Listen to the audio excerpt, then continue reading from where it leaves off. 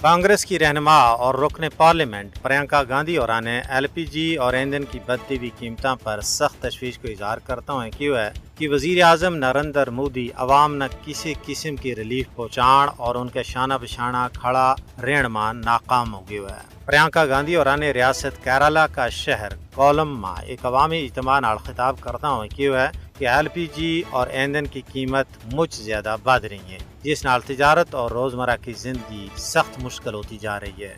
इस सब के विचकार नरेंद्र मोदी की ज़ेर क़यादत मरकजी हुकूमत की पॉलिसी ये है कि वे अपना लोगों वास्ते लड़ रहे हैं। उन्होंने कहा कि मोदी हुकूमत मुल्क वास्ते खड़ी नहीं हो रही और जो कुछ कर रही है वो सिर्फ और सिर्फ अमेरिका और इसराइल की खुशनुदी है। प्रियंका गांधी और ने हुकूमत की पॉलिसियां ना कड़ी तनकीद को निशाना बनाता हुआ मजीद किया है कि मोदी समझौतों कर रहे हैं, वे ट्रंप के सामने झुक रहे हैं और इस सब की कीमत भारतीय अवाम बर्दाश्त कर रहे हैं। उन्होंने कहा कि भारतीय अवाम इस वक्त महंगाई के खिलाफ जिद्दोजहद कर रहे हैं, वे अपना बच्चा न तालीम दौड़ने वास्ते जोधी कर रहे हैं, उन्हें नौकरी नहीं मिल रही है क्योंकि पिछला 10 साल में रोजगार को कोई मौका फराहम नहीं की होगी। कांग्रेस की रहनुमा को बयान भारत में बढ़ती हुई महंगाई और अवामी मसाइल की अक्कासी करे।